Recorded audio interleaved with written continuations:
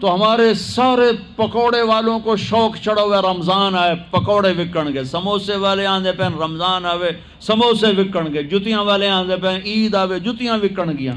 وہ کسی کو یہ شوق ہی نہیں کہ بخشش ہوگی، اللہ راضی ہوگا، جنت ملے گی، اللہ کی محبت میں بھوک لگے گی، اللہ کے عشق میں پیاس لگے گی۔ وہ بھوک اور پیاس کی جو تڑپ اور کسک ہے، پھر ہم ہاتھ اٹھا کے اللہ سے مانگیں گے، ہم کہیں گے یا اللہ، تو عرش کے دروازوں تک میری پکار جائے گی، ساتوں آسمان میری پکار سے گونج اٹھیں گے۔ مجھے یقین ہے کہ میرا اللہ کہتا ہے، میرا نبی فرماتے ہیں کہ اللہ رمضان میں سارے آسمان کے فرشتوں سے فرماتا ہے روزے رکھنے والوں کی دعا پر آمین کہو۔ عرش کے فرشتوں سے اللہ فرماتا ہے میری تسبیح چھوڑ دو، رمضان کے روزے رکھنے والوں کی دعا پر آمین کہو، آمین کہو۔ عرش فرش میں گونج اٹھتی ہیں میری دعائیں، میری صدائیں، میرے نوحے، میرے گریے ہلا دیتے ہیں۔ اگر بھوک پیاس میں مزے آ رہے ہوں کہ واہ یا اللہ تو نے کہا تھا نا، دیکھ ہم میں بھوک سے بیٹھا ہوں۔ اس لیے افطار کے وقت دعا کیوں قبول ہے؟ افطار کے وقت کھانا سامنے ہے، پانی سامنے ہے، اور آواز کان لگے ہوئے ہیں سائرن کی آواز پر، تو اللہ کہتا ہے یہ فرشتہ، یہ میرے بندے، کھانا بھی سامنے ہے، پانی بھی سامنے، یہ کیوں نہیں کھا رہے، یہ کیوں نہیں پی رہے؟ بولو کہ یا اللہ تیری محبت، میری محبت، چلو تم گواہ رہو، میں نے معاف کیا، چل میرا بندہ مانگ، کھانے سے پہلے مانگ۔ وہ وقت مانگنے کا ہوتا ہے، پکوڑے کھانے کا نہیں ہوتا، سموسے دکھنے کا نہیں ہوتا۔ سموسے، پکوڑے، کچوریاں، 7 اپ، جام شیری، روح افزا، 500 چیزاں تو اندر پا لیندے ہو، سارے روزے دی تباہی پھیر کے رکھ دیتے۔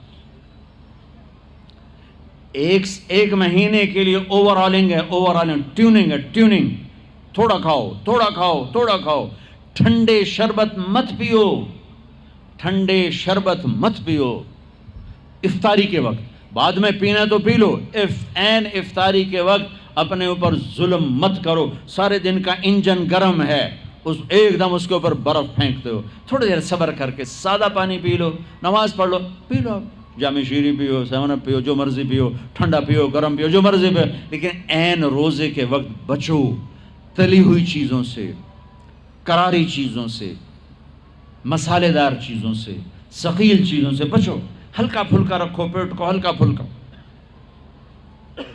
تاکہ روزے کا مقصد حاصل ہو کہ جسم پاک ہو، غلاظتوں سے، گندگیوں سے پاک ہو، صاف ہو۔ ہاں، اور اپنے دل کو بھی صاف۔ رمضان میں سب کی بخشش ہو جاتی، سب کی، 4 نہیں بخشے جاتے، 4 آدمی نہیں بخشے جاتے، 4 قسم کے مرد عورت، سب کی بخشش ہو جاتی، سب کی، 4۔ اللہ تعالی ہماری حفاظت فرما لے۔ کسی بھائی میں یہ عیب ہے، ابھی سن کے توبہ کر لینا، شراب پینے والا، مستقل شراب پینے والا، رمضان میں بخشش نہیں، ماں باپ کا نافرمان، ماں باپ کا نافرمان، بخشش نہیں۔ ماں باپ کے نافرمان کے لیے تو میرے نبی نے کہا کہ اللہ ہر گناہ کی سزا موت کے بعد دے گا، ماں باپ کے نافرمان کو یہیں سے شروع کرے گا اور آگے تک لے کے جائے گا، یہاں بھی سزا دے گا اور آگے بھی سزا دے گا۔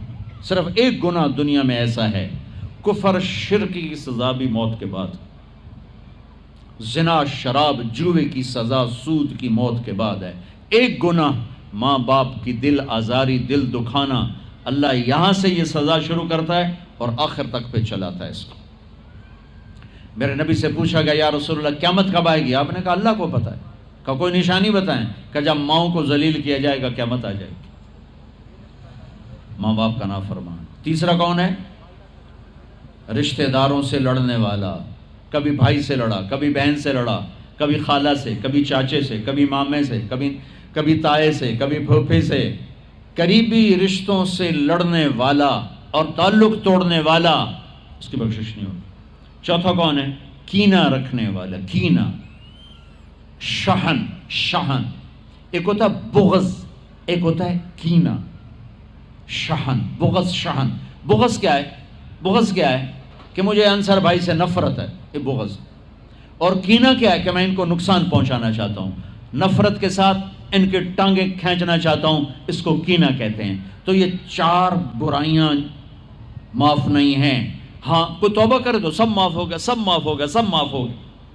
تو اللہ نے ہمیں رمضان کا مہینہ دیا ہے، جہنم کے دروازے بند ہو جائیں گے، جنت کے دروازے کھل جائیں گے، فرض 70 فرض کے برابر ہو جائے گا، نفل فرضوں کے برابر ہو جائے گا، تراویح کے ہر سجدے پر 1500 نیکی لکھی جائے گی، ہر سجدے پر 1500 نیکی لکھی جائے گی، 20 رکعت 40 سجدے 60,000 روزانہ۔ یہ تمہارے کلب ایدا پٹھا جا نہ ہے کی نہ ہے میں نے حالی تھی نہیں سر لگی ہے تسی آن دیکھی ہو، چلو جڑا بھی نہ ہے ٹھیک۔ یہ بہت بڑا کلب مجھے نظر آیا۔ یہ یہاں باہر ایک چھوٹا سا پرچہ لگا دیں کہ جو یہاں آ کے تراویح پڑھے گا ہر سجدے پر اس کو 150 روپیہ دے، 150 چھوڑو 15 روپے دیے جائیں گے، ہر سجدے پہ 15 روپے دیا۔ ایتھے ویکھا جی لڑائیاں کیویں ہوندیاں، اے سارے پوترے دادیاں نو چاہتے لے آون گے، دو ترے نانیاں نو چاہتے، نانی ٹر آج تراویح تینوں پڑھاون، دادے نانیاں نو پوچھدا کوئی نہیں، انہاں دی عید ہو جاونی، تسی ایتھے اعلان کر کے لکھ دیو بھئی جڑا ایتھے آوے گا نا انہوں اسی فی سجدہ 15 روپے دیواں گے۔ ایتھے پھر چھوٹے ویکھے جے کیویں چل دے۔ او میرے نبی، او میرے محبوب، او میرے پیارے اور میرے اللہ کے پیارے دلارے، راج دلارے، وہ کہہ رہے ہیں او میری امت 1 گھنٹہ لگا لو، 1 گھنٹہ 40 سجدے، ہر سجدے پہ 1500 نیکی، 60,000 نیکیاں، اور ہر سجدے پر جنت میں ایک سرخ یاقوت کا محل، اور ہر سجدے پر جنت میں ایک درخت جس کے نیچے 100 سال گھوڑا دوڑ سکتا ہے۔ اتنے تھوڑے وقت میں اتنی کمائی۔ اب 8 تراویح پڑھ کے آدھی مسجد خالی جا رہے، کتھے جا رہے ہو، کی کرن جا رہے ہو، کوئی کام نہیں، 8 پڑھ کے جوتا اٹھا کے جا رہے ہیں۔ اے بھائی پڑھ دو، سال کے بعد آیا ہے موقع اللہ سے لینے کا، اور ہر سجدے پر یہ کچھ اللہ دے رہا ہے۔ اور پھر جب آخری رات ہوتی تو اللہ فرماتے ہیں میرے فرشتوں، میرے بندوں کی رات کی تراویح اور دن کا روزہ، اس کے بدلے میں نے ان کے پچھلے سارے گناہ معاف کر دیے۔ اور آسمان پہ ایک فرشتہ اعلان کرتا ہے یا باغ الخیر ابشر و اقبل، اے بھلائی کے چاہنے والے آگے بڑھ خوشخبری ہو، اور اے برائی کے کرنے والے بس کر اور واپس ہو۔ اور اللہ کا عرش مستقل پہلے آسمان پہ آ جاتا ہے، عرفات کے دن صرف عرفہ کے دن پہلے آسمان پر، لیکن رمضان میں پورا رمضان عرش پہلے آسمان پر۔ اور میرے اللہ کا اعلان ہے، کوئی بخشش چاہنے والا ہے، کوئی توبہ کرنے والا ہے، کوئی رزق لینے والا ہے، کوئی سوال کرنے والا ہے، کوئی دنیا اور آخرت کی حاجت لینے والا ہے، کوئی مانگنے والا، ہر وقت اللہ کی طرف سے اعلان ہوتا ہے۔ اس مہینے کو بناؤ، دنیا کماؤ، حلال کمانا کو میں تو ویسے مذاقن کہہ رہا ہوں، ہر ایک دنیا کمانا کوئی منع تھوڑا ہی، حلال کمانا کوئی منع تھوڑا ہی ہے، لیکن ایسی کمائی میں نہ لگو کہ روزے پہ زد پڑے، تراویح پہ زد پڑے، تلاوت پہ زد پڑے۔ میرے نبی پاک صلی اللہ تعالی علیہ وسلم رمضان میں قرآن کی تلاوت بڑھا دیتے تھے۔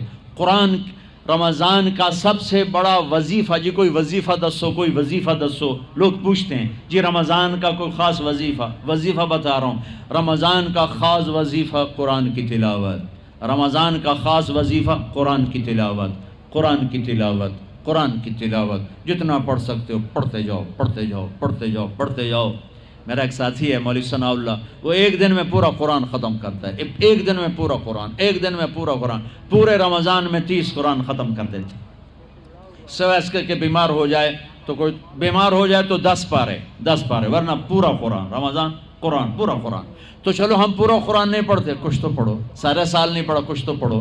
رمضان کا وظیفہ قرآن کی تلاوت، رمضان کی تسبیح قرآن کی تلاوت، رمضان کی خدمت، روزے افطار کرواؤ، سحری کھلاؤ، افطاری کراؤ، غریبوں کو مدد کرو، زکوٰۃ دو، اپنے مزدوروں سے کام تھوڑا لو، گھر کے نوکروں سے کام تھوڑا لو، اور رمضان کی سب سے بڑی بات، آپس میں بغض سے دل صاف کرو.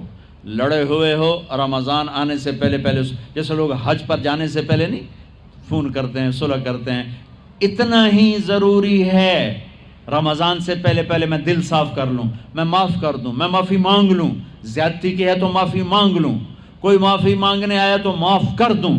میرا دل صاف ہو، کسی سے بغض نہ ہو، کسی سے کینہ نہ ہو، کسی کا حسد نہ ہو، کسی سے رنجش نہ ہو. دل صاف کرو. صاف دل اللہ کا عرش بن جاتا ہے، اللہ کا عرش بن جاتا ہے، اللہ کا عرش بن جاتا ہے.